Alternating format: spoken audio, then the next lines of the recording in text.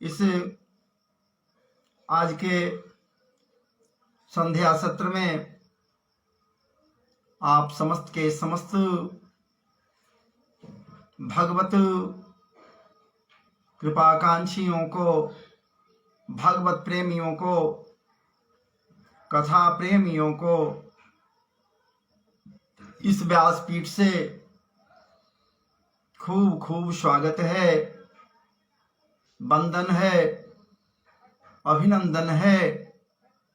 और आपसे हमारी कामनाएं हैं कि आप निश्चित रूप से लाइव पर आएं और कथा प्रसंग में भाग लें, कथा रस का आस्वादन करें, क्योंकि ये ठाकुर जी के कृपा प्रसाद से ही कृष्ण कन्हैया ब्रजेंद्र नंदन मदन मोहन संवरिया सरकार के ही कृपा प्रसाद से आपके समक्ष उपस्थित होकर उनके लीला चर्चाओं का गान करने के निमित्त ये दास तत्पर हुआ है।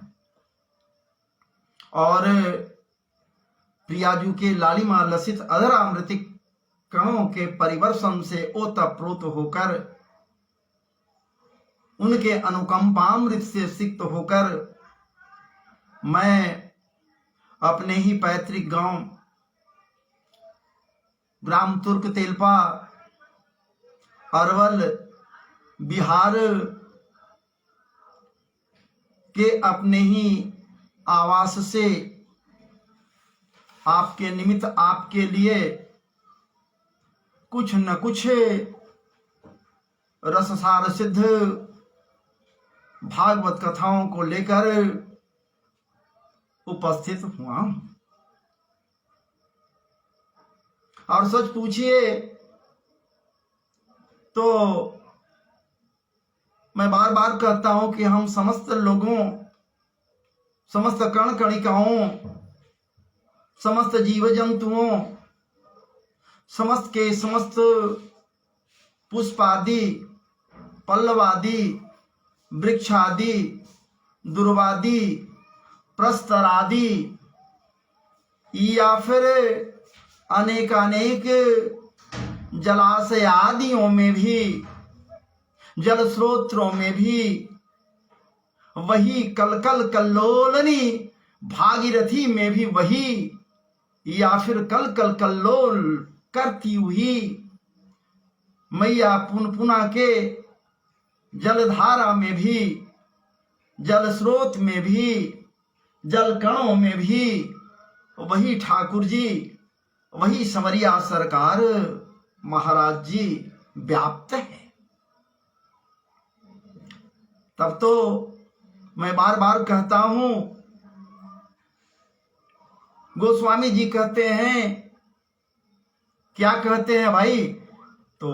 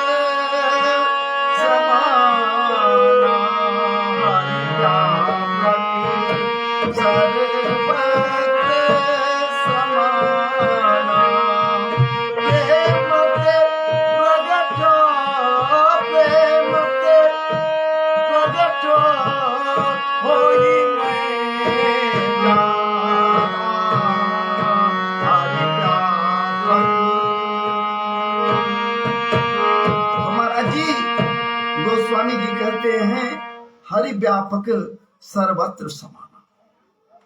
जब वो सब जगह रमण बिहारी मदन मोहन सरकार व्याप्त हैं, चाहे जिस रूप में व्याप्त हों, राम रसायन के रूप में व्याप्त हों, कृष्ण तत्व के रूप में व्याप्त हों, या फिर राधा तत्व के रूप में व्याप्त हों, या प्रियाजू के तत्व में वो व्याप्त हों, लेकिन महाराज जी वो तो व्याप्त हैं, व्याप्त हैं, व्याप्त हैं।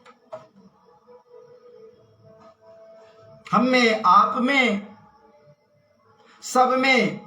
तब तो प्रहलाद जी कहे कि पिताजी वो व्याप्त है कण कण में, रग रग में, समस्त के समस्त बिंदुओं में, समस्त के समस्त परिवेशों में, यहां तक कि महाराज जी इस खड़े खंभ में भी वो है विराजमान। लेकिन उसके पूछने पर कि क्या तेरा वो इस खड़े खंभ में विराजमान है?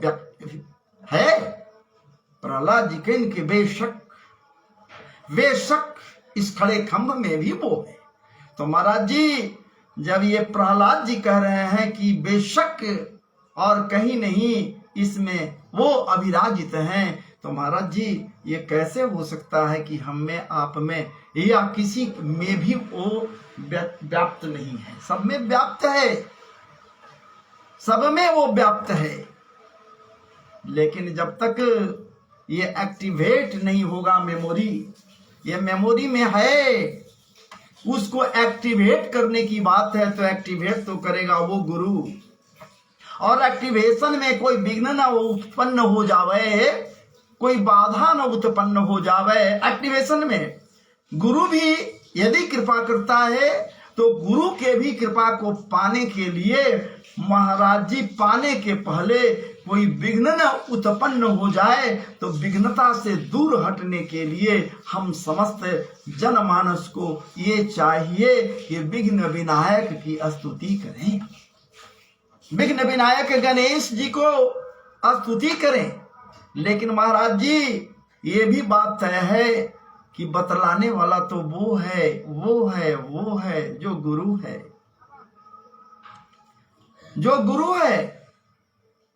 गु का मतलब अंधकार, रू का मतलब प्रकाश, जो अंधकार से प्रकाश की ओर ला दे।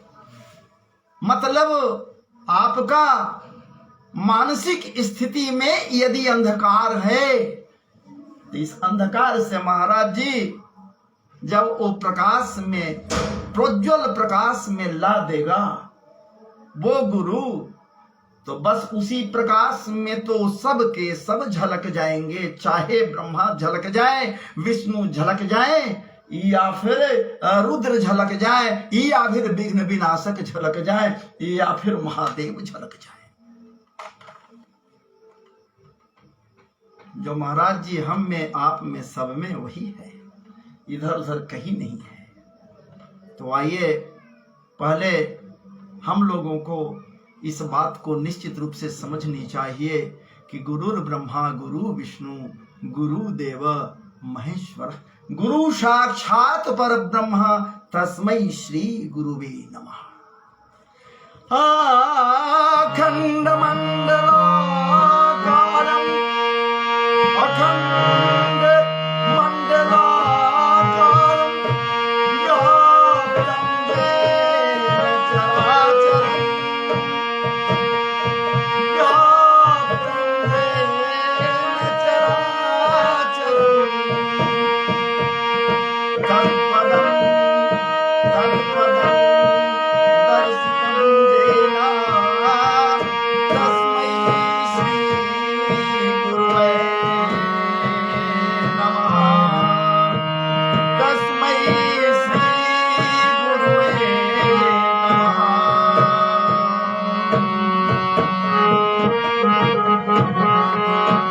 तो इस प्रकार से हम लोग गुरुदेव की स्तुति हम लोगों ने कर ली। अब भैया हम लोग भागवत भागीरथी में प्रवेश करेंगे, तो प्रवेश करने के पूर्व विघ्न विनाशक को याद करना जरूरी है कि कोई विघ्न न उत्पन्न हो जाए। और भागवत भागीरथी में डुबकी लगावें।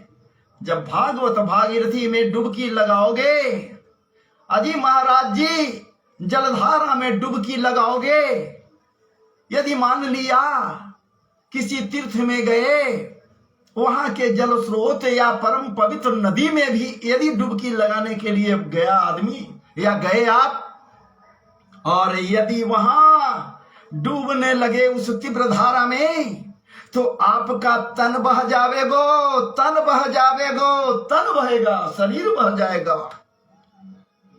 बहते बहते कहां जाएगा ये पता नहीं है, वहां तन बह जाएगा। कोई गुरु रूप में आवेगा वो तो आपको महाराज जी उबार सकता है उस धारा से। लेकिन महाराज जी इस भागवत भागीरथी के धारा में, यदि इस भागवत भागीरथी के अनंत गहराइयों में यहां यदि डूबने लगे या डूब गए महाराज जी, तो वहां तो तन बहेगा और यहां तो मन बह जाएगा। राधे राधे, यहां तो मन बह जाएगा। और क्या चाहिए परम पवित्र इन आख्यानों को लेकर आपके समक्ष आऊं। इसके पूर्व विघ्न विनाशक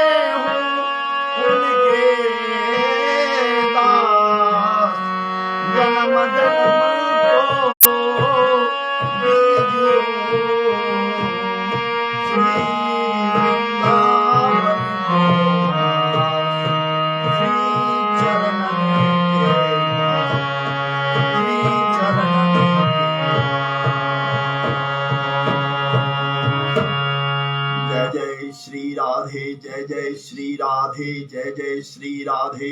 वृंदावन बिहारी लाल की जय, कृष्ण कन्हैया लाल की जय, गोपाल जी महाराज की जय, गिरिराज धरण भगवान की जय, गोपेश्वर महादेव की जय, राधा रमण लाल जी महाराज की जय,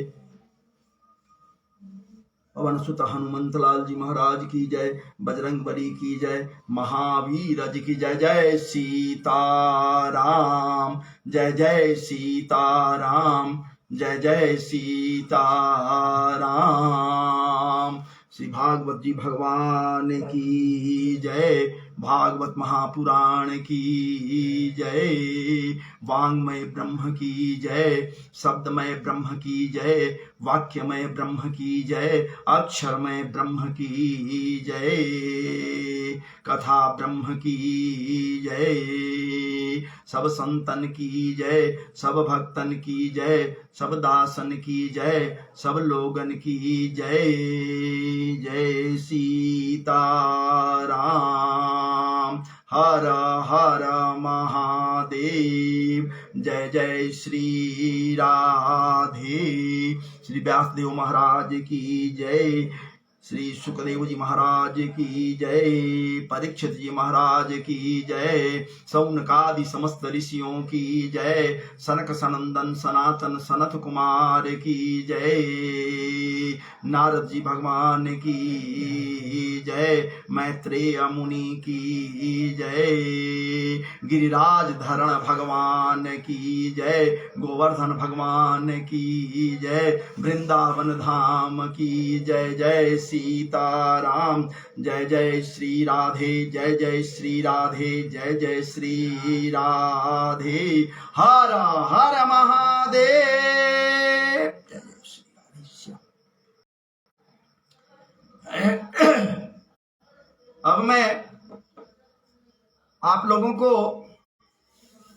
लेकर वहां चलूं जहां कल आप लोगों को छोड़ा था और आपको ये भी कहा था कि आप मन में लालसा लिए हुए अपने हृदय को स्पष्ट और साफ सुथरा बनाए रखते हुए, मन की पवित्रता पर ध्यान रखते हुए मन वाणी को पवित्र कर लें, तभी आगे बढ़ें। तो आइए थोड़ा सा क्षण मात्र के लिए अब मन वाणी की पवित्रता पर ध्यान रखते हुए कृष्ण नाम का संकीर्तन तो किया जाए। हरे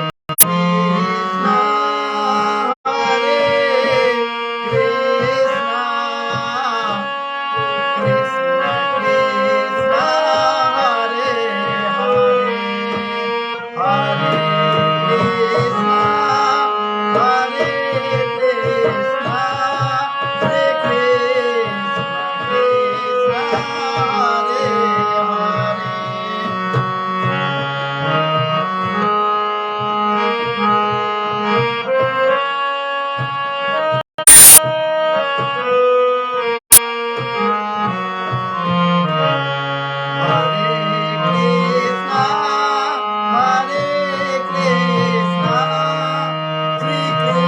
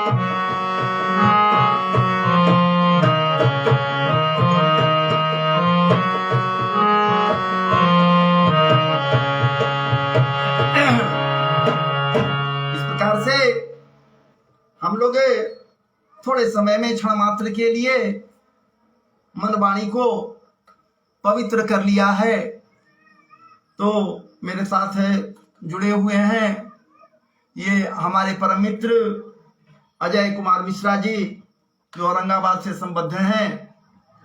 तो आइए मिश्रा जी आपके समक्ष या फिर समस्त जनमानस के समक्ष या कथा प्रेमियों के समक्ष, समस्त मातृ शक्तियों के समक्ष, समस्त के समस्त माताएं और बहनों के समक्ष, समस्त के समस्त मैया और बहनों के समक्ष, समस्त के समस्त बाल वृंदों के समक्ष जो कुछ लेकर अभी आया हूं, इस परम पुनीत परम पवित्र भागवत जी के परम पवित्र आख्यानों को लेकर आया हूं। ये परम पवित्र आख्यान है चूंकि महाराज जी ठाकुर जी रास करने के पूर्व, रास में प्रविष्टि के पूर्व यहाँ भी गोवर्धन धारण किए हैं। गोवर्धन यदि महाराज जी गोवर्धन के आख्यान को या फिर गोवर्धन धारण के महाराज जी लीला प्रसंग को सुनता है लोग या कहीं देखता है भी, यदि दिखा तो मैं नहीं सकता, सुना सकता हूं, तो महाराज यदि कोई सुनता है तो उसकी इंद्रियां, उसके समस्त इंद्रियों में वृद्धि हो जाती है। इंद्रियों में वृद्धि होती है। गो का मतलब इंद्रियां, वर्धन, गोवर्धन इंद्रियों का वर्धन। ठाकुर जी गोवर्धन धारण किए हैं। पूर्व तक के प्रसंग में मैं महाराज जी आप लोगों के समक्ष ये लेकर आया था कि किस प्रकार से देवराज इंद्र, जो देवताओं के महाराज जी राजा हैं, सर्वोच्च स्थान पर वो अवस्थित हैं। महाराज जी स्वर्ग के सिंहासन पर सिंहासनारूढ़ रहने वाले, ऐरावत पर आसीन रहने वाले, ये दधीची के अस्थियों से निर्मित वज्र को धारण किए सदैव रहने वाले ये इंद्रदेव महाराज जी ठाकुर जी को सामान्य एक गोप ग्वाला समझ लिए थे। एक सामान्य उपला पाथने वाली माता के सामान्य पुत्र समझने का भूल कर बैठे थे। ये गोदोहन करने वाला, ये नंद का ये बेटा है, गोदोहन करने वाला वो नंद है, नंद का ये बेटा है, तो ये भी तो गोदोहन करता होगा, बालपन से सीखना। ये तो मात्र गोदोहन करना जानता है। और वो इसकी मैया जसोदा उपला पाथने वाली है, ग्वालिन है, और वो ग्वाले और ग्वालिन का ये सामान्य सा ग्वाला पुत्र ये सामान्य और सहज है। ये समझने का भूल कर बैठा था वो इंद्र महाराज जी। लेकिन यदि भूल भी कर रहा है तो अपने मन से कोई भूल भी नहीं करता है। मैं पहले कहा कुछ भी कोई करता है तो उनके ही कृपा से करता है, उनके ही कृपा से कुछ भी करता है। यदि करता है तभी तो ठाकुर जी की महत्ता जनमानस में स्पष्ट होती है। और यहां यही तो वो किया, क्या किया? घमंड से चूर था, अहंकार से चूर था। अहंकारी तो है ही। और जब महाराज कहीं का कोई राजा अहंकारी हो जाए, मद से चूर हो जावे, मदमस्त हो जावे, कहीं का कोई राजा यदि स्वतंत्र नहीं स्वच्छंद हो जावे तो ये उचित नहीं है। वो स्वच्छंद है इंद्र, और जब वो स्वच्छंद है तो उसके साथ रहने वाले उसके जितने पार्षद हैं, वहां जो भी देव हैं, वो सब के सब इसी भावनाओं से ओतप्रोत एक दूसरे से महाराज जी डाह करते रहते हैं। तभी तो उसे कहा गया है स्वर्ग को पवर्ग की संज्ञा दी गई है। पवर्ग, प फ ब भ म, पवर्ग की संज्ञा दी गई है। प से प, वहां पाप भी है महाराज जी। प से पाप और फ से फल की कामना, फल की इच्छा। फल मुझे है, इस काम को करेंगे तो फल मुझे मिलेगा। और ब से बंधन, वहां एक दूसरे के बंधन में है लोग, या फिर बंधन में बांधने के लिए तत्पर है, या फिर राजा के बंधन में सब के सब पार्षद हैं, या फिर समस्त पार्षदों के बंधन में वो राजा है, स्वच्छंद है फिर भी। भ से भय, भय कम नहीं है, एक दूसरे से भय है महाराज। भयभीत रहता है कहीं वो आगे न निकल जाए। डाह पनपते रहता है, जहां भय है वहीं तो डाह उत्पन्न होता है। इच्छाओं की पूर्ति नहीं होती है तो क्रोध चढ़ता है। जैसे इंद्र के इच्छाओं की पूर्ति नहीं हुई, इंद्र प्रतिवर्ष लोग ये गोप वाले मिलकर इंद्र का पूजा करते थे, अनुष्ठान करते थे, इंद्र की उपासना करते थे महाराज जी, लेकिन उसकी इच्छाओं की पूर्ति नहीं हुई तो उसे क्रोध चढ़ गया। विचार आप भी कर लो भैया। अरे भैया आप क्यों चुप बैठे हो, आप भी विचार करो ना। अरे बहना आप भी विचार करो। आप भी घर में किसी चीज की अपेक्षा करते हो, कोई इच्छा करते हो कि मुझे ये चीज मिल जाए, ये चीज मिल जाओ, या फिर अपने पति से, पुत्र से, पारिवारिक परिवेश में जो है उनसे यदि अपेक्षा करते हो कि मुझे ये मिल जाए, और वो यदि नहीं मिलता है, नहीं ला कर देता है, नहीं तुम्हारी इच्छाओं की पूर्ति होती है, तो तेरे अंदर क्रोध चढ़ जाता है। क्रोध, हम कहते जरूर है कि क्रोध पाप का मूल नहीं है। नहीं महाराज जी, क्रोध पाप का मूल नहीं है। पाप का मूल तो इच्छाएं हैं, ये इच्छाएं हैं। इच्छाओं की उत्पत्ति जब होती है, इच्छाओं की पूर्ति नहीं होती है, तो महाराज जी क्रोध चढ़ जाता है। इसलिए अरे मैया, आपके पुत्र छोटे छोटे छौने भी हैं, उनको भी यदि अपेक्षा होती है कि हमारी माता, हमारे पिता हमको ये दे दें, वो दे दें, वो टॉयज दे दें, वो खिलौने ला कर दे दें, हमको वहां घुमाने के लिए ले जाए, यहाँ घुमाने के लिए ले जाए, वो हमको भ्रमण करावे, नाना प्रकार के सुंदर सुंदर स्वादिष्ट व्यंजनों का हमें आस्वादन कराते रहें, या फिर उत्तम से उत्तम होटलों में, रेस्टोरेंट में हमें ले जाए, घुमावे फिरावे, वहां के नाना प्रकार के व्यंजनों से मुझे आस्वादित करें। लेकिन जब उनकी भी इच्छा नहीं पूरी होती है माताएं, तो वो भी प्रबल क्रोध में कप कपाने लगते हैं, वो बालक भी क्रोधित हो जाता है। इसलिए इन बातों को मैं इसलिए रखा कि स्वर्ग में यही है, भय, प फ ब भ। इसके बाद में आता है म, मद, अहंकार। मद, अहंकार, वहां जितने हैं सब के सब अहंकारी हैं। अग्निदेव हैं, वो कह रहे हैं कि हमारे पास तो अग्नि है कि हम सबको जला के भस्मीभूत कर देंगे, हम जला देंगे, जलाने की ताकत हम में है। जब गलत काम कर दिए अग्निदेव भी, जब गलत काम अग्निदेव कर दिए, महाराज जी सप्तर्षियों के पत्नी को गलत नजर से देख लिए, सप्तर्षियों के पत्नी को अग्निदेव गलत नजर से देख लिए, तो अभिशप्त हो गए।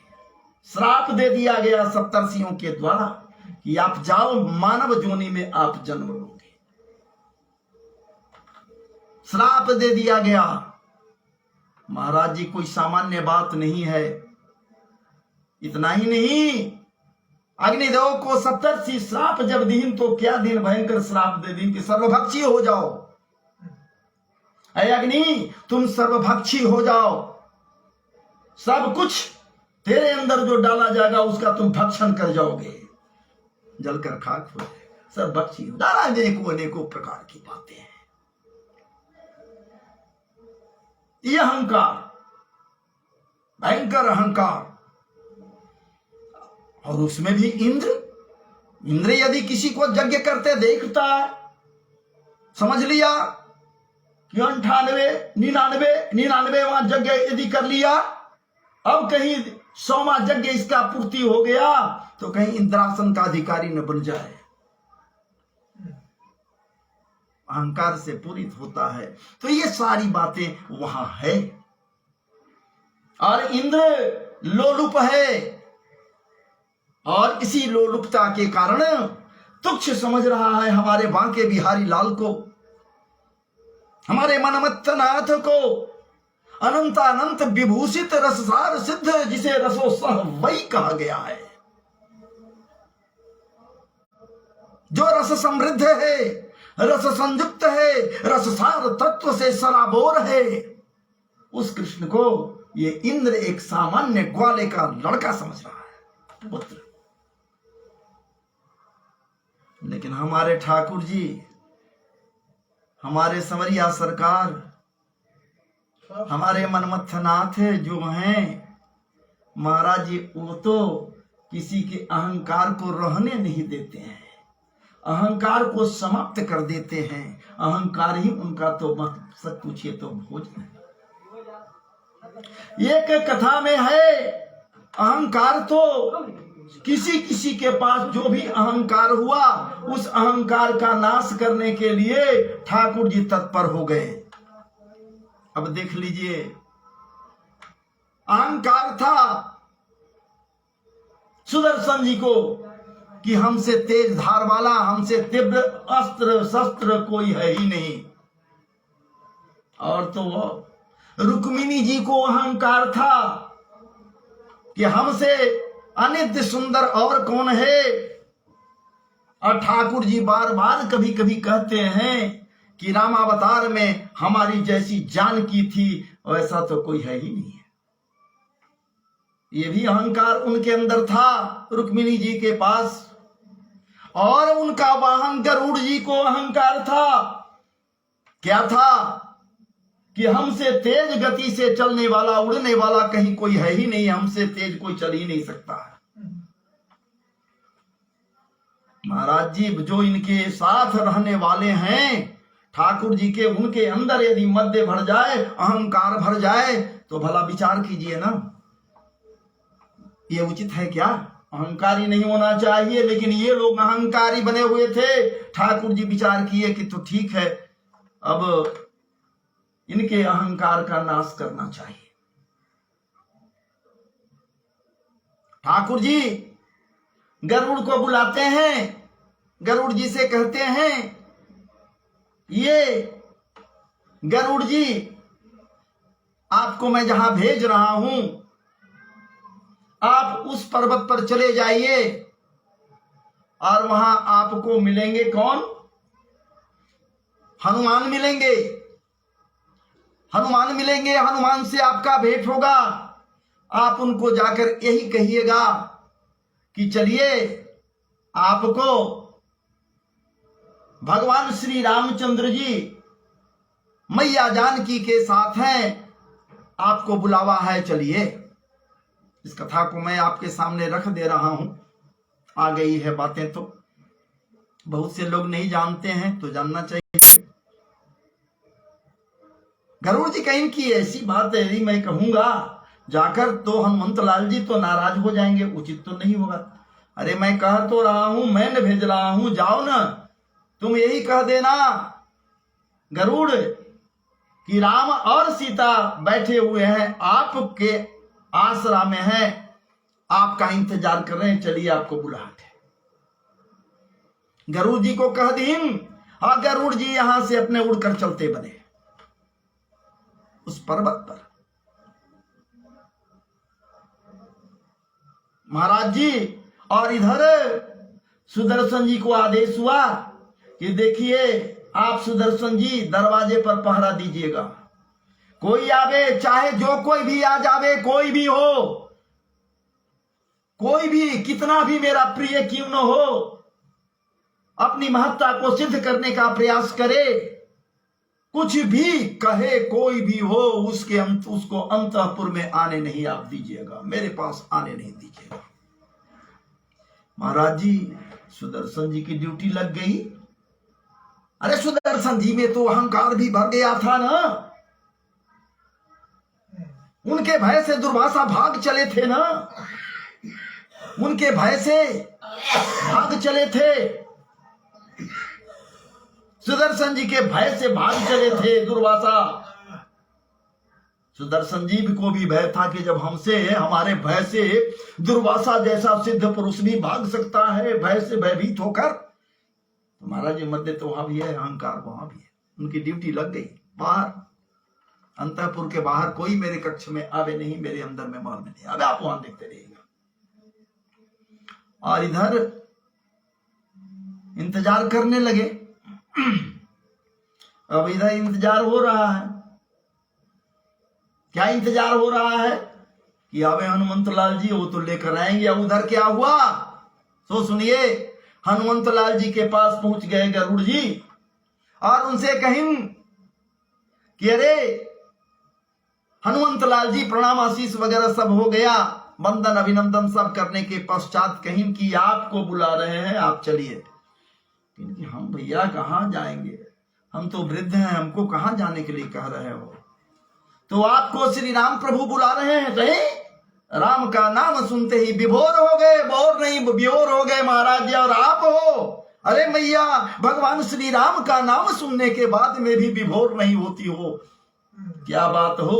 सोते जगते उठते बैठते राम राम राम राम राम राम का रटना कर दो ना। राम रटन धन रत्न समझ लो, रट लगा दो।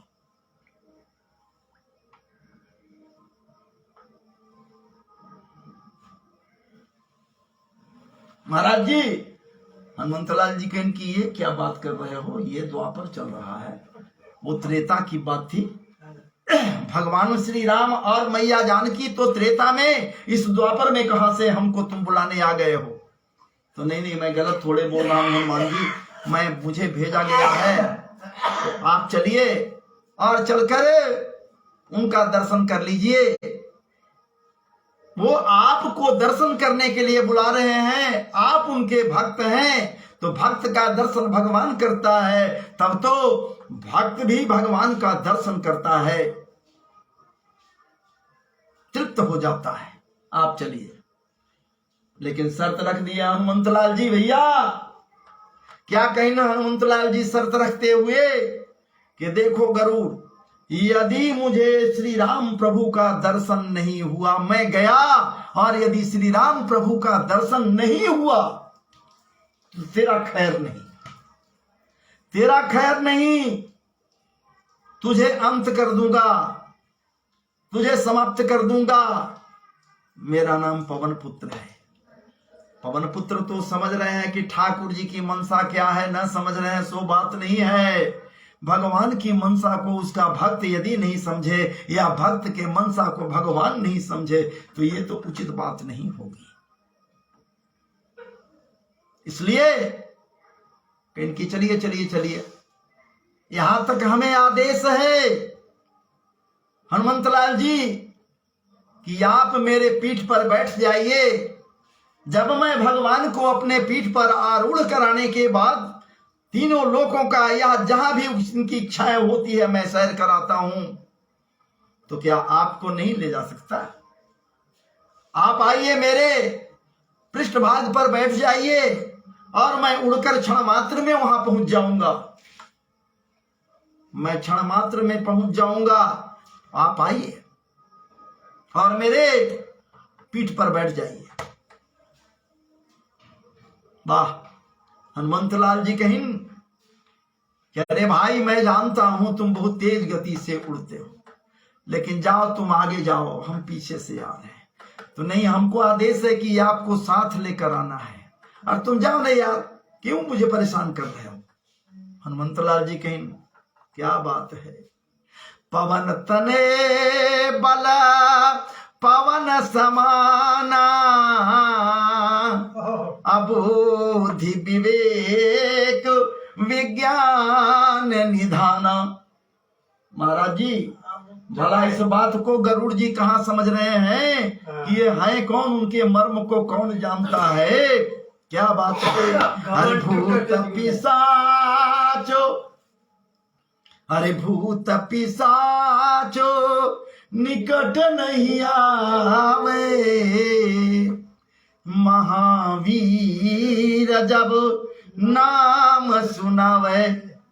विचार करो भैया, गरुड़ जी इस मर्म को थोड़े समझ रहे हैं। क्योंकि ठीक है, हम जा रहे हैं, अब तो मेरे साथ जो होना होगा सो तो होगा ही। यदि आपको आने में विलंब हो गई, वहां विलंब हो गया वहां पहुंचने में, तो ठाकुर जी के कोप का भाजन मुझे होना पड़ेगा। हनुमंतलाल जी के इनकी जाओ नहीं यार, क्यों माथा मेरा खपा रहे हो, तुम जाओ, हम आ रहे हैं पीछे से, तू जा। गरुड़ जी महाराज यूं ही असफलताओं को हाथ में लिए हुए चल पड़े, चले गए, वहां से लौट गए। अब क्या होता है आगे? अब हनुमंतलाल जी को वो तो नहीं है भैया, ये तो मन की गति से मन दौड़ाओ तो दिल्ली के महाराज लाल किले से दौड़कर चले आओगे, दिल्ली के कहीं से भी आप घूम टहल के चले आओगे, बंबई के गेटवे से चले आओगे, कहीं भी जाओगे, कलकत्ता से चले आओगे, मन को दौड़ाए घूम कर चले, मन की गति से। हनुमंतलाल जी पहुंच गए, हनुमंतलाल जी पहुंच गए।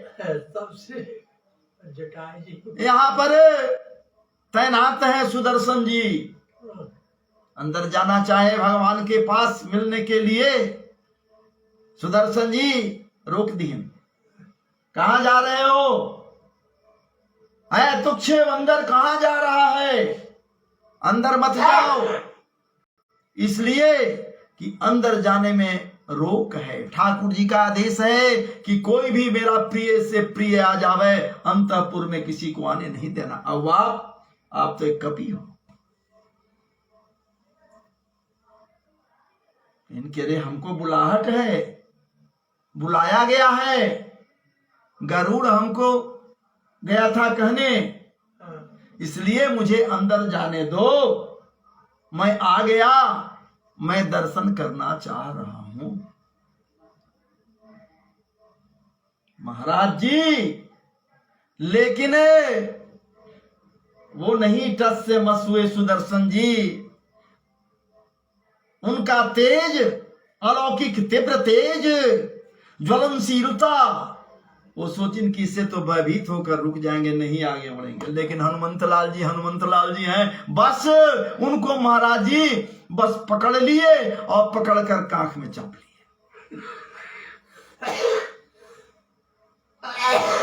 सुदर्शन जी को पकड़ लिए महाराज जी और दबा लिए कांख में। कहीं कहीं कोई संत कहते हैं कि मुख में धारण कर लिए, लेकिन नहीं, कांख में दबा लिए और दबाने के पश्चात अंतःपुर में प्रवेश किए। तो सामने देख रहे हैं कि भगवान वासुदेव श्री कृष्ण बैठे हुए हैं और बगल में रुक्मिणी बैठी हुई हैं। अब यहाँ भक होकर इधर से उधर देख रहे हैं कि कोई भी हाव भाव नहीं है, कभी इधर देखे, कभी इधर देखे, कभी इधर देखे, कभी उधर देखे। वहां तो भगवान श्री राम है ही नहीं, मने मने स्कोप करेंगे, छाए आओ आओ आओ, तुम आओगे ही ना। गरुड़ तब तुमको हम बतला देंगे कि तुम हमको झूठ क्यों बोला। भगवान समझ गए कि आज गरुड़ का खैर नहीं है, जैसे सुदर्शन जी का खैर नहीं हुआ। हनुमंतलाल जी कांख में चापे हुए सब देख रहे हैं, ठाकुर जी वहीं से सिंहासन से देख रहे हैं। लेकिन अब गरुड़ जी की बारी है, ऐसा ना हो कि मामला और गड़बड़ हो जाए, इसलिए गड़बड़ाए नहीं। बस देखते देखते ठाकुर जी श्री राम प्रभु के रूप में हो गए और रुक्मिणी जी मैया जानकी के रूप में हो गई। ये दोनों बैठे विराजमान दिखलाई दिए। महाराज जी जय श्री रामचंद्र महाराज की जय, मैया जानकी की जय। हनुमंतलाल जी जैसे ही देखते हैं महाराज जी दोनों को, वाह क्या बात है, साष्टांग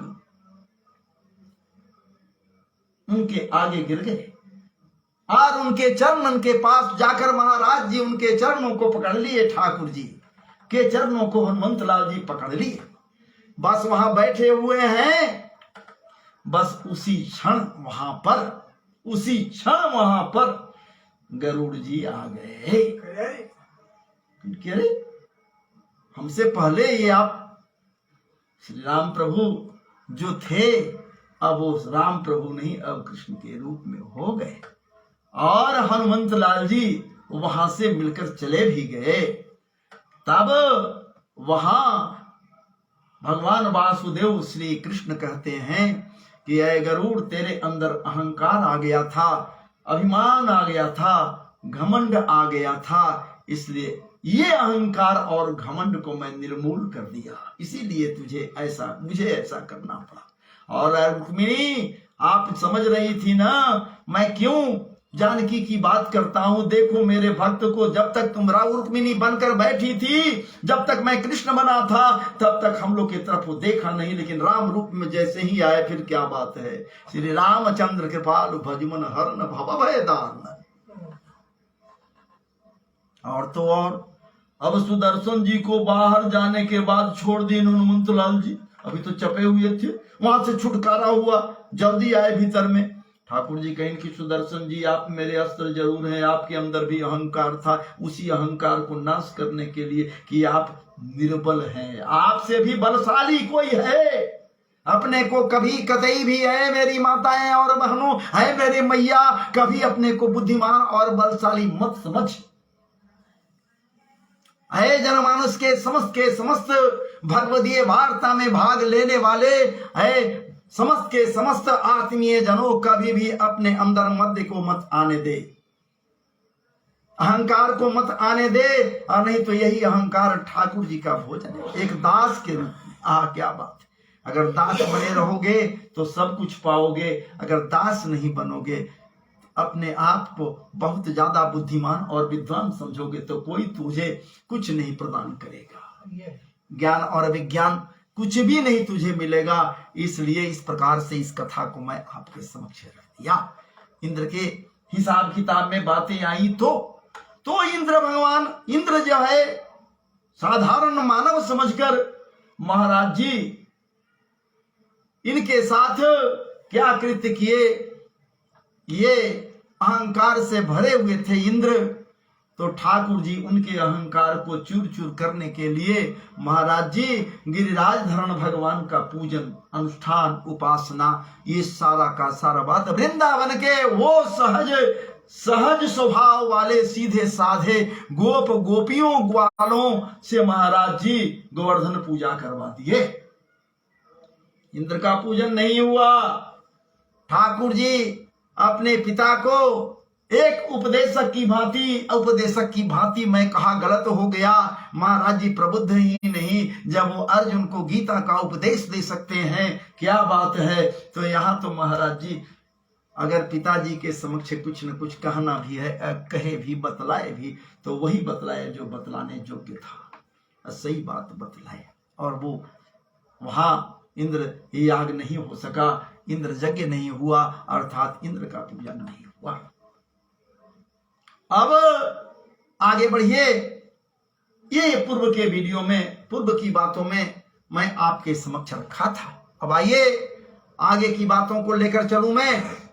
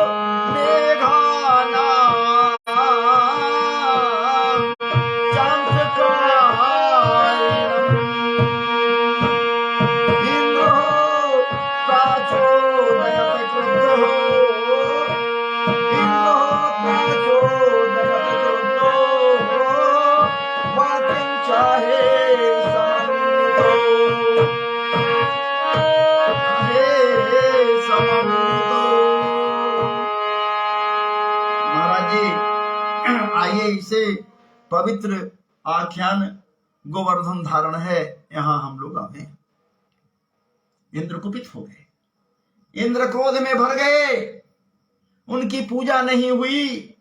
उनके मन में ये बातें आई कि मुझे अपमानित किया गया, मैं अपमान अनल को पी करके जीवित कैसे रह सकता, मुझे अपमानित कर दिया गया उस ग्वाले के द्वारा, तो अब मैं छकाता हूं तुझे, मजा चखाता हूं। ऐ ब्रजवासियों, है वृंदावन के लोगों, अब मैं तुझे मजा चखाता हूं। और इस प्रकार से महाराज जी कहते हुए ये मेघों के, बादलों के जो राजा हैं उनका नाम सांवर्तक है। सांवर्तक मेघों को बुलाए, सांवर्तक को बुलाए और कहीं कि जाओ, समय आ गया है, हमारी बातों को मानो और समझो, चले जाओ ब्रज में और मूसलाधार बारिश करो, ब्रज में चले जाओ ऐ सांवर्तक मेघों। चूंकि ये तिलमिलाया हुआ था क्रोध में, इंद्र क्रोधित होकर ये प्रलय लाने वाले जो मेघ सांवर्तक हैं महाराज जी, बस उसे ये बात कहा कि अब जाकर के आप इन जंगल में रहने वाले, गोचारण करने वाले, गो पुच्छ को पकड़कर दौड़ने वाले गोप ग्वालों या उपला पाथने वाली ग्वालिने या उनके गोधन जिसको वो मानते हैं सो, या जो उनके यहां भरा हुआ है भंडार, जो कुछ भी है, इन सबको जाकर नष्ट कर दो, प्रलय ला दो। सांवर्तक मेघों से कहे कि जाओ और वहां प्रलय ला दो, इतनी वर्षा करो, इतनी वर्षा करो कि जल प्लावित तो हो जावे, जल में उफान आ जावे, नदियों में उफान आ जावे, लोग डूबने लगे, उपलाने लगे, त्राही मच जाए, ऐसा कुछ करो। सांवर्तक मेघों को जब इस प्रकार से ये आदेश दे दीहिन महाराज जी, वो इंद्र तो अभिमानी राजा का अभिमानी दास सांवर्तक मेघ वहां से चला और महाराज जी भयंकर रूप धारण किया। काले काले बादलों का समूह ब्रज के ऊपर मंडराने लगे। इतना ही नहीं, घोर गर्जना के साथ मूसलाधार बारिश होने लगा। पवन के झकोरे से, शीतल वायु से महाराज जी जनमानस के उन गोप ग्वालों के अंदर के हड्डियों को भी कपकपाने लगा। मूसलाधार बारिश होने लगो, ऐसा प्रतीत होता मानो बादल फट गया है, मोटे मोटे जलधार गिर रहा है, जल प्लावित हो गया पूरा का पूरा ब्रजमंडल। नदियां उफान पर आ गई, देखते देखते गर्जन, घोर गर्जन, तांडव मचने लगा। ऐसा प्रतीत होता मानो आज ब्रज में प्रलय ही आ जावेगा। अतुना स्थूला वर्षधारा मुंचस्त्वे स्वभिक्षस जलौघे प्लाव्यमाना वुर्ना दृश्यत नतोन्नतम। भयंकर स्थिति, कहां ऊंची जमीन, कहां नीची जमीन, कहीं कोई दिखलाई नहीं दे रहा है, सब बर्बाद, सब भर गया जल से, त्राही त्राही मच गया। कोई उधर मैया, कोई बप्पा, कोई बच्चे, बचाओ बचाओ बचाओ बचाओ, त्राही माम त्राही माम। क्या बात है, होने लगा सर्वत्र। इतना ही नहीं, उस भयंकर मौसम में, भयंकर स्थिति में, जबकि असामयिक वर्षा है, असमय में वर्षा कालीन बेला हो गया, समय नहीं है वर्षा काल का। और महाराज जी उस समय वर्षा से लोग त्राही त्राही करने लगे, घनघोर स्थिति है। और तो और गर्जन के साथ जब विद्युत संपात होता, जब बिजलियां गिरती, बिजलियां चमकती, जिसे हम लोग ठेठ भाषा में ठनका कहते हैं, ठनका ठनकता, वज्रपात होने लगा, वज्रपात होने लगा, भयंकर स्थिति हो गई, लोग डूबने लगे, उतराने लगे। जब त्राही त्राही हो गया महाराज जी, तब क्या हुआ, तब वहां पर गोकुलवासी या ब्रजवासी लोग जो हैं ये पुकार रहे हैं। क्या पुकार रहे हैं?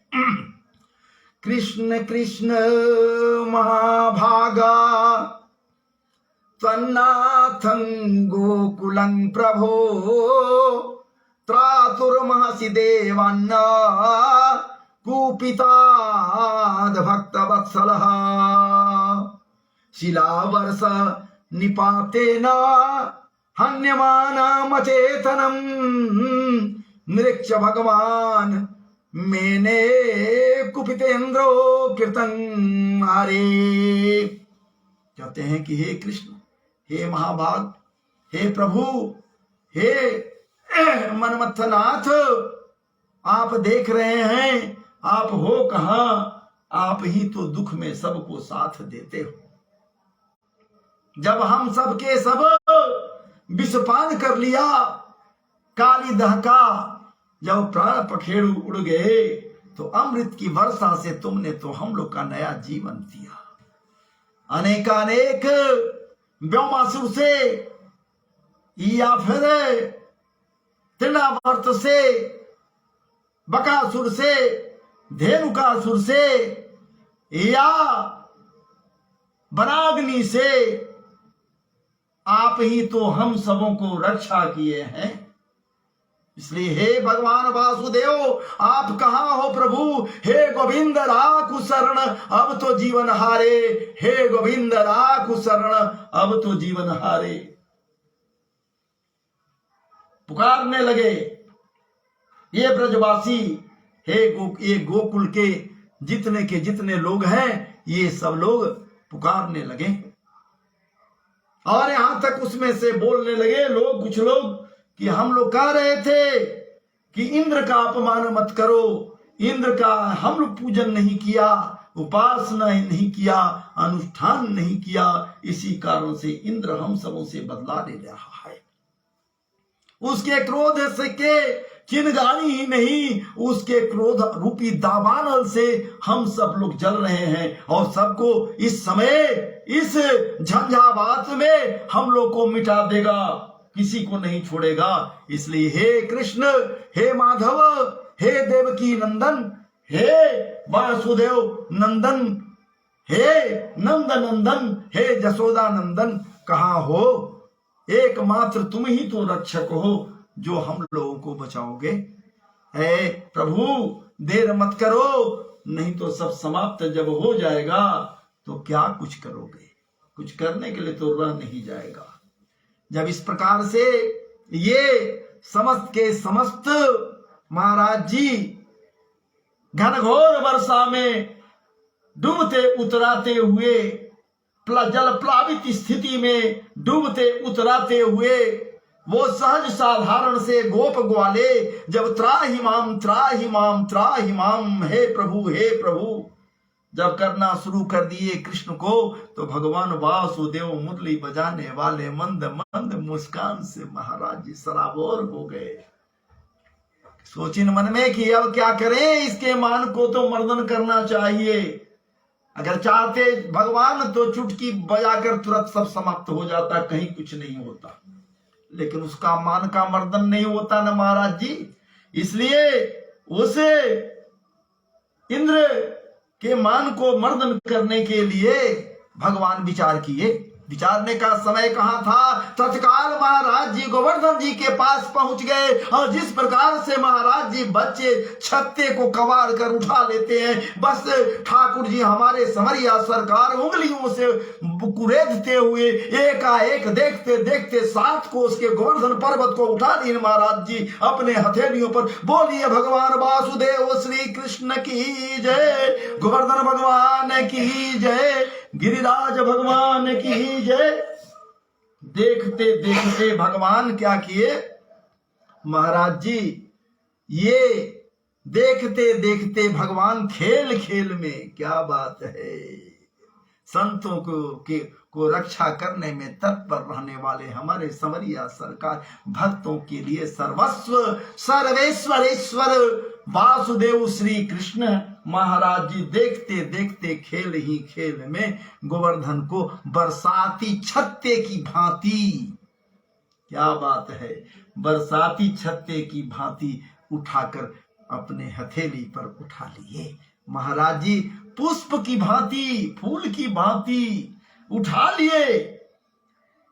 कोई दम नहीं, कोई वजन नहीं, 7 कोस के गोवर्धन पर्वत, विचार कीजिए उसका कितना ये था, चारों तरफ का वो पहाड़ का नीचे का मूल भाग 7 कोस में फैला हुआ था गोवर्धन पर्वत। और ठाकुर जी कितने दिन के हैं महाराज जी, कितने वर्ष के हैं, 7 वर्ष के संवरिया सरकार हैं। देखते देखते, क्या बात है, बरसाती छत्ते की भांति गिरिराज क्षेत्र को उठा ली महाराज जी अपने हाथों के ऊपर में, उखाड़ कर हाथ में ले लिए और धारण कर लिए। क्या बात है, इसमें कहते हैं, इसलिए क्या कहते हैं, इत्युक्तै के न हस्ते न कृत्वा गोवर्धना गोवर्धनाचलम दधार लीलया कृष्ण छत्राकमिव बालकः। जिस प्रकार बालक छत्ते को उठा लेते हैं, बरसाती छत्ते को कबाड़ कर हाथ में ले लेते हैं, उसी प्रकार से हमारे सरकार संवरिया सरकार उठा लिए गोवर्धन जी को। सोचिए एक हाथ पर लिए हुए हैं और ठाकुर जी कहें कि अब क्या देख रहे हो, है ब्रजवासियों, है गोकुलवासियों, अपने गाड़ी छकड़े गोधन या जो तुमसे आ सके सामग्री, इन सब को लिए हुए देर मत करो, इस गड्ढे में 7 कोस के गड्ढे में आकर रुक जाओ, छिप जाओ सब के सब। और महाराज जी इसमें तो नहीं आया है भागवत जी में, लेकिन संवरिया सरकार सुदर्शन जी को आदेश दें कि आप उधर से जो गिर रहा है, जल प्लावित हो रहा है, उसको आप रोक दीजिए। और संतों का भाव यहां तक है कि ये शेषनाग को आदेश दिन कि आप एक काम कीजिए, अपना शरीर विस्तार कीजिए और 7 कोस में चारों तरफ विशाल शरीर धारण किए हुए एक दीवाल सा खड़ा हो जाइए, ताकि उस गड्ढे में एक बूंद पानी नहीं जाए। धूली उड़ने लगे सब जगह, एक बूंद पानी नहीं। महाराज जी जो उनके परिकर हैं, क्या बात है, परिकर हैं, उनके परिकर हैं, उनके साथ सदैव लीला में भाग लेने वाले शेषनाग भी हैं महाराज जी। और उधर सुदर्शन जी भी हैं। सुदर्शन जी को आदेश दिन कि इतना तेज अपने में, इतना तेज प्रकट करो, तुम्हारा तेज इतना हो जाए, इतना तीव्र तेज हो जाए कि उसके गर्मी से ये जल जितना भी ब्रज में है सब सूख जाए। ये संतों का भाव है, भागवत जी में नहीं है, लेकिन संतों का भाव है। जब संतों का भाव है, मैं इधर उधर सुन चुका हूं इसे, तो मैं अपने भावों में इसको लेकर महाराज जी आपके समक्ष कह रहा हूं। मतलब ठाकुर जी की कृपा रूपी, क्या बात है, तीव्र तेज, ठाकुर जी के कृपा रूपी तीव्र तेज के सामने भला ये इंद्र के द्वारा बरसाया गया जल का अस्तित्व क्या है महाराज जी, क्या अस्तित्व है, वही हुआ। चारों तरफ से घेराबंदी हो गया, एक बूंद जल भीतर नहीं जा रहा है। और ठाकुर जी गोवर्धन धारण किए हुए हैं, गिरिराज क्षेत्र को धारण किए हुए हैं, और वही ये जितने गोप ग्वाले हैं महाराज जी, सब के सब उनके पास जो भी भोज्य पदार्थ है उसको खा खा के खाने लगे। लेकिन ठाकुर जी के कृपा से, उनके कृपा प्रसाद से उनके भूख भी शांत हो गया, प्यास भी शांत हो गया। न भूख न प्यास कहीं कुछ नहीं किसी के पास रही। ठाकुर जी की कृपा, सिर्फ ठाकुर जी की कृपा। कितने दिन तक? 7 दिनों तक। विचार कीजिए, 7 कोस के गोवर्धन पर्वत को 7 वर्ष का बालक 7 दिनों तक उठाए रखा हाथ में। उसी प्रकार से न टस न मस, कहीं कुछ नहीं, हिल भी नहीं रहा, बस उसी मुद्रा में त्रिभंग ललित मुद्रा को धारण किए हुए ठाकुर जी महाराज जी अपने पैर पर दूसरे पैर को लपेटे हुए त्रिभंग ललित मुद्रा, क्या बात है, गोवर्धन जी को उठाए हुए। विचार कीजिए, एक हाथ में मुरली और दूसरे में गोवर्धन जी धारण किए हुए हैं हमारे समरिया सरकार। मस्त निगाहों से सबको देख रहे हैं, मुस्कुराते हुए। तेरी मंद मंद मुस्कनिया पे बलिहार प्यारे जू, बलिहार प्यारे जू। ए मैया, अरे मेरी माताएं, आप भी थोड़ा ध्यान करो ना, उनको पुकारो ना। बस बस मंद मंद मुस्कान में मुस्काते रहने वाले समरिया सरकार, जब तुम याद करोगी तो न जाने तेरे सामने कब वो खड़े हो जाएंगे। इसलिए वो, लेकिन महाराज जी आशंकाएं बनी हुई है इनके अंदर, गोप ग्वालों के अंदर में। ये तो सहज है ना, ये समझ रहे हैं कि ये कोई लीला कर रहा है। लीला भी वो नहीं समझ रहे हैं, वो समझ रहे हैं कि कोई लगता है कि इसके अंदर में कुछ आ गया है, प्रभाव आ गया है, जिसके बल पर ये सब कुछ कर रहा है। ये साधारण सा है, ये क्या करेगा, लेकिन अलौकिक काम तो किए हुए है। थक जाएगा तब क्या होगा? अगर कहीं ऐसे किए किए कहीं थक गया, हाथ उठाए और जरा नीचे अगर आ गया तो हम सब के सब का जितने हैं कचूमर निकल जावेगो। विचार करो मैया, सोचना होगा मैया। अरे मैया सोचो, विचार करो। वो गोप लोग ये नहीं समझ रहा ठाकुर जी उनके साथ हैं, लेकिन उनके महत्व को ये समझ नहीं रही है मैया। ये सब के सब बस उस छोने को देखने के बाद साधारण बालक समझ रहे हैं। उनके गोप ग्वाले सखा लोग इनको सखा समझ रहा है। विचार करो मैया, तब तो इनके सखा जितने भी लौर लिए हुए, लौर का मतलब समझ रही हो मैया, लौर जिसको लाठी कहते हैं, वो भयानक भयानक लाठी भी नहीं है मैया। अरे माते, भयानक भयानक लाठी भी नहीं है। वो गोचारण के लिए जो छोटा छोटा डंटा लिए रहते हैं, ये गोप ग्वाले गोचारण में काम आएगा। वो डंटा, वो लाठी महाराज जी, वो लकड़ी, लंबा लकड़ी, ज्यादा नहीं, बस विचार करते हुए कहेंगे, अरे कन्हैया, अरे कन्हैया देखो हाथ न कांपे, थक गया है तू। इसलिए हम सब के सब जितने भरे हुए युवक हैं, तुम्हारे साथ में रहने वाले तेरे जितने हैं, ये सब के सब अपने अपने लाठी लगा दे रहे हैं। डंट जो है हम लोगों के पास, उसकी सहायता से उसे रोक रहे हैं, लगा रहे हैं। ऊपर में देखते देखते सारे गोप ग्वाले महाराज जी गोवर्धन के नीचे से गड्ढे से लाठी लगा दी गोवर्धन जी में नीचे से, कि अब निश्चिंत हो जाओ कन्हैया, अब तुझे भार ज्यादा नहीं पड़ेगा, थक जाओगे, इसलिए हम लोग ये कर दिया। अब घबराओ नहीं, ये काम कर सकते हो कन्हैया, थोड़ा सा आराम अपने हथेली को दो। बाएं हाथ पर उठाए हुए हो तो हाथ को थोड़ा आराम दे सकते हो। हम लोग चाहते हैं कि तुम आराम करो। देखिए गोप ग्वालों को, उनके बुद्धि को देखिए, उनके विवेक को देखिए कि हमारा समरिया सरकार न थके, मैं थक जाऊं वो ठीक है। और कह रहे हैं कह रहे समरिया बस हम लोग लगा दिया है डंटे,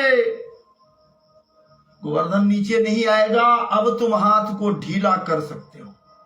हाथ ढीला करके कुछ हाथ में आराम दो न भैया, कई एक दिन से तुम ऐसे हाथ में लगाए हुए हो।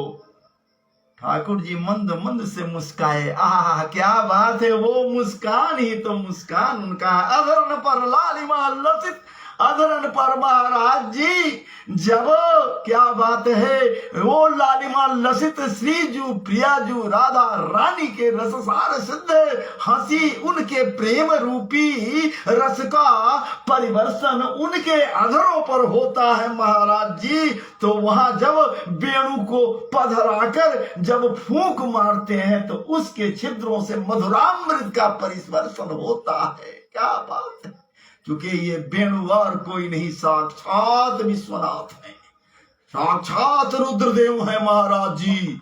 कृष्णोपनिषद में आया है संभवतः।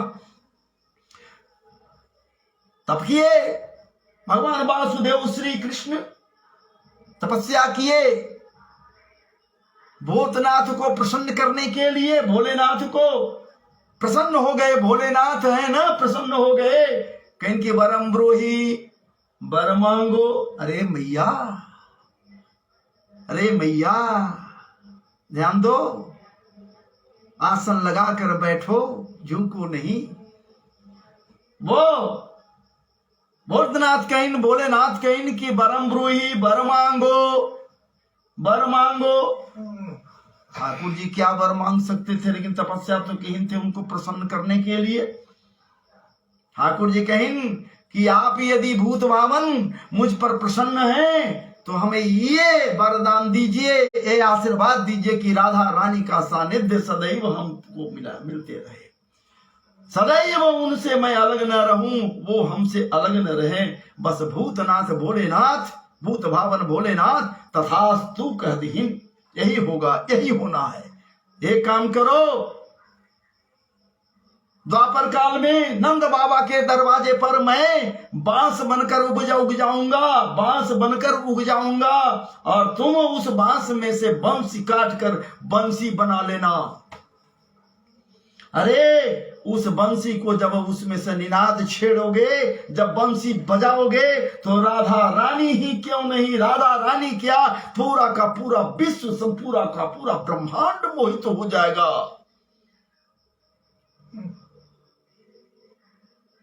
ठाकुर जी कहीं इस बात को, हालांकि यहां नहीं है, लेकिन मैं पहले कहा इधर उधर से जो पिया वही तो मैं आपके समक्ष पिलाने का आपको प्रयास करता हूं। तो महाराज जी इस प्रकार से ये लगा दी हैं लोग। ठाकुर जी कहेंगे अच्छा ठीक है, जब तुम लोग भाई हमको आराम देना चाहते हो, हमरे हाथ को विश्राम देना चाहते हो, दर्द तो जरूर कर रहा है, लिए हाथ में गोवर्धन जी को, तो चलो मैं हाथ को हटा लेता हूं। बस ठाकुर जी जैसे ही ढीला की इन हाथ को महाराज जी वो नीचे चले आ रहे हैं। गोवर्धन जी बाबा बचाओ कन्हैया, बचाओ कन्हैया, बचाओ कन्हैया। अरे मेरा लाठी कोई काम नहीं करेगा, तेरा हाथ काम करेगा। ऐ मेरे मालिक, ऐ मेरे हाथ, आप ही तो मेरा हाथ हो, आपका हाथ ही तो मेरा हाथ है। अर्थात ऐ हाथ वाले, तुम तो हाथ रखे हुए, अर्थात तुम मालिक हो, इसलिए तुम तो हाथ मेरे मस्तक पर रख दिया, गोवर्धन को धारण किए हुए हो, तो आप नीचे हाथ मत करना। ये लीला। गोवर्धन नीचे आने लगे, गिरिराज जी कैसे तो बचाओ बचाओ हो गया शुरू कि अब नीचे आया चपाटे का सब। इतने में महाराज जी 7वां दिन था, 7 दिनों तक भगवान गोवर्धन को धारण किए रहे। उनके बीच से जो औरतें थीं खूब मंगल गीत गा रही हैं, भगवान को प्रसन्न करने के लिए खूब गीत गाई, खूब स्तुति की। लेकिन एक बात हुई है, उसमें से एक गोपी कहती है कि अरे सखियां देखो देखो, कहीं आसपास राधा रानी तो नजर नहीं आ रही है, आसपास देख लो गड्ढे में, कहीं राधा रानी तो नजर नहीं आ रही है। सबके सब हम लोग तो गड्ढे में हैं, तेरा ध्यान दे लो ना भैया कि कहीं राधा रानी प्रियाजू तो नहीं है। तब दूसरी गोपी कहती कि क्यों बहना, क्यों? तो अरे बेवकूफ, अरे दुर्भाग्या, क्या तू नहीं जानती, अगर राधा रानी सामने खड़ी हो गई इसके सामने और इसकी नजरें यदि राधा रानी पर पड़ गए, वो नजरों से नजरें मिली, आंखों से आंखें मिली, तीर से तीर टकराएंगे, नजर रूपी बाणों का एक दूसरे के साथ टकराव होगा, तो क्या बात है, हमारा समरिया सरकार घायल हो जाएगा। अब जैसे ही ये घायल हो जाएगा तो कंपन शरीर में हो जाएगा, लिए हुए हाथ, एक हाथ वहां एक हाथ नीचे मुसली। अगर राधा रानी पर इसका नजर पड़ गया तो रोम रोम रोमांचित हो जाएगा, यदि कंपन हो गया कहीं तो हाथ ढीला हो जाएगा, गोवर्धन पर्वत नीचे आएगा, गिरिराज पर्वत नीचे आएगा, हम सब के सब दब कुचल जाएंगे। देख, याद कर, देख जरा, नजर तो नहीं कहीं से आ रही है राधा रानी। लेकिन एक सखी कहती है कि अरे बहना क्यों डर रही है, राधा रानी सदैव उसके अंदर है, बाहर नहीं है। राधा रानी है, यही है, लेकिन सामने नहीं है, उसी में तो समाहित है, इसलिए भयभीत मत न हो। राधा रानी यहां दिखलाई नहीं देगी, किसी को दिखलाई नहीं देगी, क्योंकि राधा और कृष्ण कोई दो नहीं है। तब तो क्या बात है, संतों का भाव है, बार बार मैं इसे दोहराता हूं, गाता हूं। अनोखे अनोखे अनोखे गौर बने, अनोखे गौर बने करके, अनोखे गौर बने करके, श्री राधा कृष्ण आए हैं, अनोखे गौर बने करके, अनोखे गौर बने करके, श्री राधा कृष्ण आए हैं। ये दो से एक ही, ये दो से एक ही बनकर, ये दो से एक ही बनकर, श्री राधा कृष्ण आए हैं। ये दो से एक ही बनकर, ये दो से एक ही बनकर, श्री राधा कृष्ण आए हैं। ये दो से एक ही बनकर, श्री राधा कृष्ण आए हैं। अनोखे गौर बन करके, अनोखे गौर बन करके, श्री राधा कृष्ण आए हैं। राधा बस लेना ही जाने, राधा बस लेना ही जाने, राधा बस लेना ही जाने, कृष्ण कृष्ण बस लेना ही जाने, राधा बस लेना ही जाने, कृष्ण बस लेना ही जाने। ये दो से एक ही बनकर, ये दो से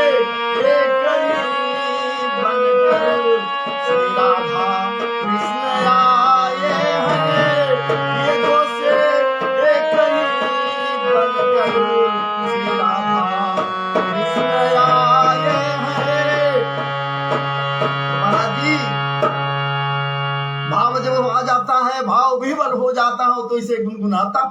कोई दो नहीं एक ही है राधा और कृष्ण। राधा तत्व सदैव इनमें है महाराज जी, और कृष्ण तत्व सदैव राधा जी में है। धारा धारा धारा में सदैव रस के धारा में डूबने वाले हमारे समरिया सरकार राधा जी के आश्रय में है, और राधा जी स्वयं श्री कृष्ण के आश्रय में धारा। तो इस प्रकार से ये उनको समझाती हैं गोपियां उस गोपी को कि घबराओ नहीं, राधा रानी यहां पर नहीं आएंगी, नहीं है, इसमें घबराने की बात नहीं है। और इस प्रकार से महाराज जी 7 दिनों तक जब ठाकुर जी गिरिराज भगवान को धारण किए हुए रहे, गोवर्धन जी को धारण किए हुए रहे, तब क्या होता है, इंद्र महाराज समझ गए, इंद्रदेव समझ गए कि यहा मैं तो समझा था ये तुच्छ ग्वाला, ये ब्रजवाला ग्वाला नहीं, ये तो ब्रजवाला अनंतानंत विभूषित अखंड अकारण करुणा वरुणालय पर ब्रह्म परमात्मा है।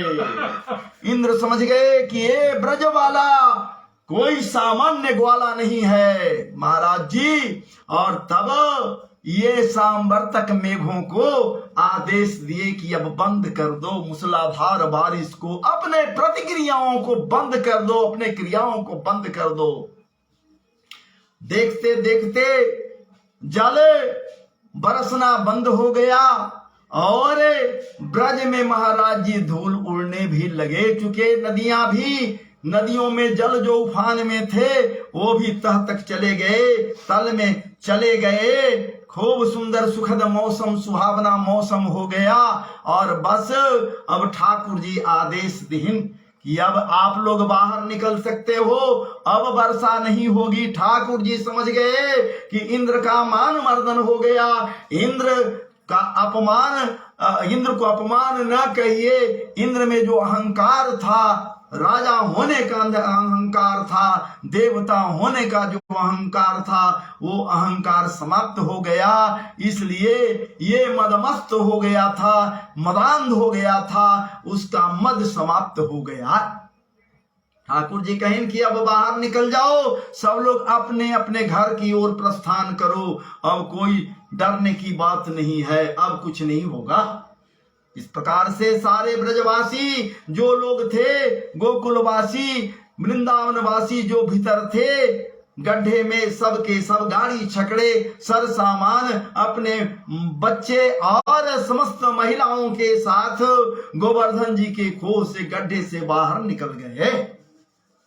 जब बाहर निकल गए सब के सब, और महाराज जी अपने घर की ओर चल दिए। भगवान पुनः गोवर्धन जी को उसी स्थान पर स्थापित कर दिए, गड्ढे में, बस जहां से उठाए थे वहां उसी गड्ढे में गोवर्धन जी को स्थापित कर दिए। महाराज जी ये वही गोवर्धन जी हैं जिनको भगवान धारण किए थे। और इतना ही नहीं, भगवान अपने रूप में, विराट रूप से गोवर्धन जी में प्रकट हो गए थे महाराज जी। ये गोवर्धन जी कोई सामान्य नहीं गोवर्धन जी हैं। और इस प्रकार से जब यहां पर ये होता है, तब गोवर्धन जी जो है को वहीं पर रख दिए।